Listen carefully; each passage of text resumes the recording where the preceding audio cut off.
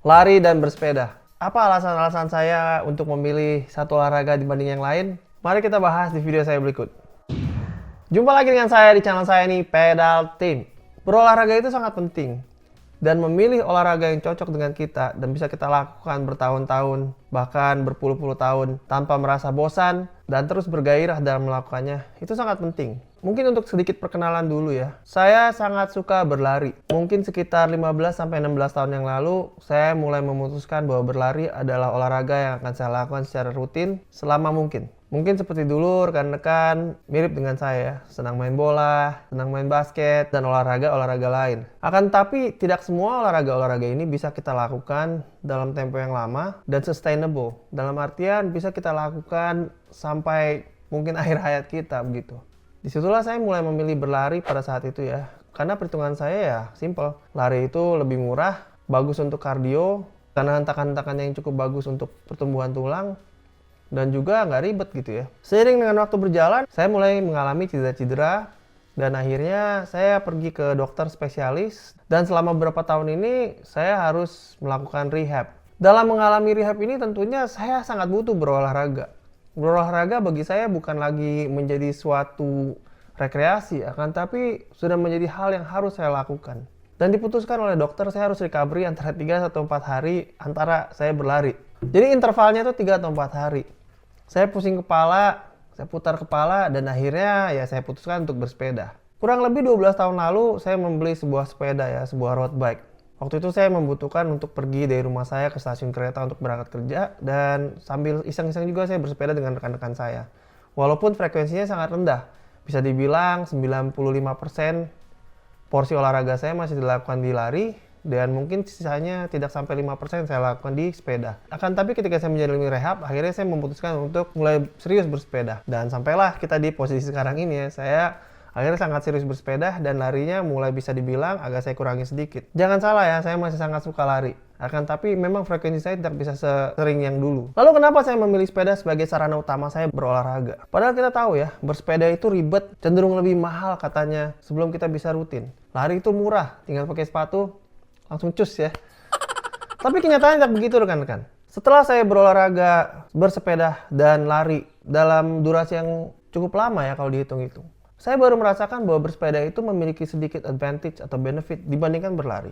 Advantage yang pertama yang saya rasakan adalah kita bisa bersepeda lebih lama. Jadi apabila rekan-rekan sadar ya, secara overall, berlari itu membutuhkan pembakaran kalori 3 kali lebih besar daripada bersepeda. Misalnya begini, kalau saya berlari 10 km, saya membutuhkan bersepeda minimal 30 km untuk hampir menyamai jumlah kalori yang terbakar. Jadi pendek ya, rekan-rekan butuh bersepeda 3 kali lebih jauh untuk menyamai jarak yang rekan-rekan tempuh dengan berlari dengan intensitas yang mirip-mirip. Tapi dari observasi saya yang saya rasakan adalah setelah berlari sejauh 10 km, tubuh saya itu benar-benar penat ya, benar-benar capek.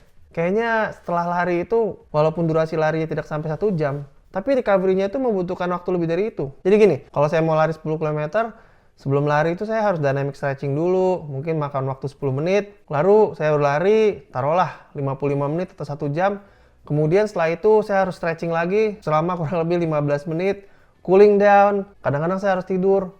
Semua proses itu mungkin bisa makan waktu 1-1,5 jam.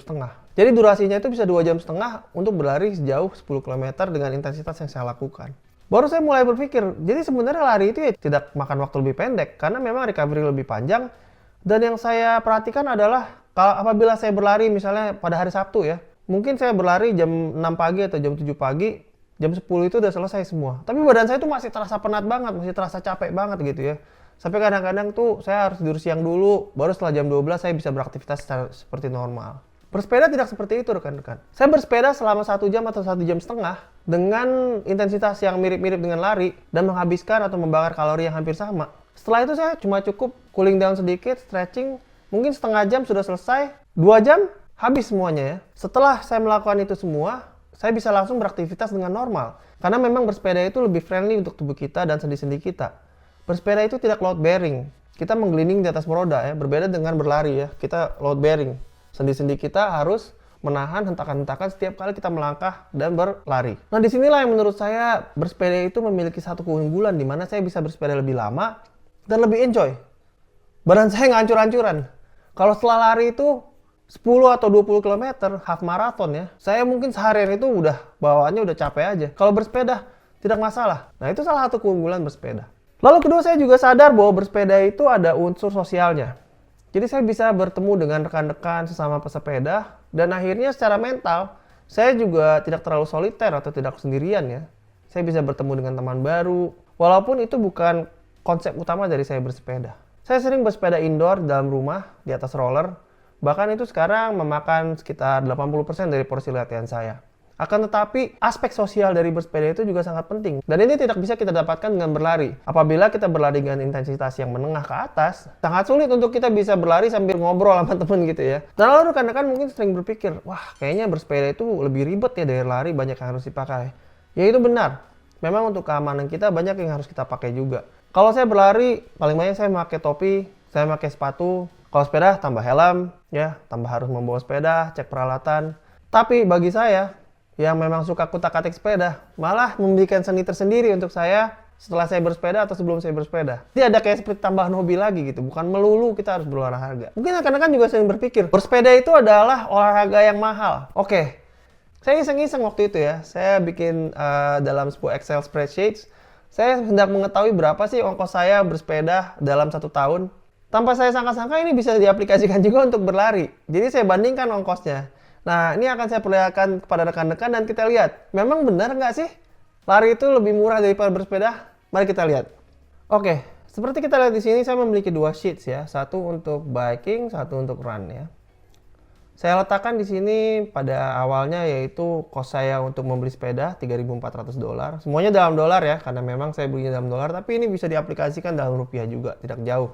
Average saya bersepeda dalam 1 minggu itu sekitar 200 km. Dan saya average 50 minggu dalam 1 tahun bersepeda. Maka rata-rata dalam 1 tahun saya akan bersepeda sejauh kurang lebih 10.000 km. Hitungan 10.000 km ini akan menentukan consumable saya atau barang-barang yang saya harus beli dan ganti dan berapa ongkosnya. Dari yang saya lihat di sini ya, setelah 5 tahun bersepeda, total ongkos yang saya habiskan adalah $4.197. Karena kita harus ingat, bersepeda itu ada value dari sepeda kita. Nah, dari value sepeda yang saya beli ini, mungkin setelah 5 tahun bisa saya jual kurang lebih 2.500. Itu secara konservatif saja ya, kalau menurut saya ini bisa dijual lebih. Tapi taruhlah 2.500. Total saya bersepeda setelah 5 tahun, ongkos saya yang saya habiskan itu $4.197. Ini dengan intensitas yang menurut saya sangat mirip dengan berlari, yaitu 10.000 km per tahun dengan intensitas yang saya lakukan. Mari kita lihat berlari.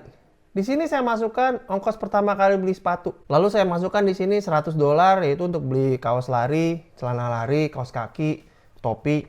Nah, lalu saya masukkan lagi di sini 50 minggu saya berlari dalam setahun. Kita juga harus mengganti sepatu kita. Jadi sepatu lari itu harus diganti setiap 500 atau 600 km. Maka kurang lebih setiap tahun itu kita akan menggunakan 3 pasang. Jadi caranya begini, kita rotasi. Kita pakai hari ini sepatu pertama, besok yang kedua, besok yang ketiga, terus kita rotasi. Nah, itu kurang lebih akan bertahan selama 1 tahun. Dan sepatunya tidak langsung, bukan kita nunggu habis ya, 3 pasang langsung diganti. Enggak. Jadi sepatu ini kita pakai, kira-kira nanti mulai memasuki bulan ke-8 atau ke-9, kita mulai masukkan rotasi sepatu kedua. Jadi kurang lebih dalam 1 tahun itu kita menghabiskan $750 untuk sepatu saja. Lalu juga ada annual service nih. Apa nih annual service? Ya ini misalnya kita harus ganti celananya, beli kaos kaki baru. Karena memang lama-lama ya celananya atau bajunya atau kaosnya atau topinya harus diganti. Karena lama-lama rusak. Taruhlah $50 dalam 1 tahun. Setelah saya hitung semuanya, periode saya berlari dalam 5 tahun, itu kurang lebih menghabiskan $4.350 per 5 tahun saya berlari. Dibandingkan dengan bersepeda, yang menghabiskan $4.197. Menarik ya? Jadi dari yang saya lihat di sini memang kelihatannya sangat simpel, akan tetapi tidak menjadi jaminan bahwa berlari itu lebih murah. Tapi ingat ya rekan-rekan, kita berolahraga itu tidak selalu dihitungnya untuk harga saja. Kesehatan itu tidak bisa dihargai dengan uang. Nah, di sini mungkin kesimpulan dari yang saya berikan adalah 1. Berolahragalah sesuai dengan kebutuhan dan kemampuan rekan-rekan. Tidak semua orang mampu berlari, tidak semua orang mampu bersepeda. Pilih yang rekan-rekan suka. Bahkan bisa dikombinasikan. Seperti yang saya lakukan sekarang, saya bersepeda mungkin sekitar 80 atau 90%, sisanya saya lari. Walaupun saat ini saya belum bisa lari dulu ya, masih rehabilitasi. Nah, Juga ingat rekan-rekan, apa yang rekan-rekan suka untuk lakukan. Sustainable untuk long term, untuk jangka panjang. Berolahraga itu adalah suatu kebutuhan rekan-rekan, bukan lagi menjadi suatu kemewahan. Apabila rekan-rekan bisa merasa lari jangka panjang, lakukan. Akan tapi, jangan sampai kita paksa tubuh kita sampai injury, dan akhirnya kita tidak bisa berolahraga. Semoga video saya itu berguna. Apabila rekan-rekan hendak melihat tips-tips untuk bersepeda, lihat di playlist saya di sini. Ingat rekan-rekan, tetap semangat guys, dan salam pedal team!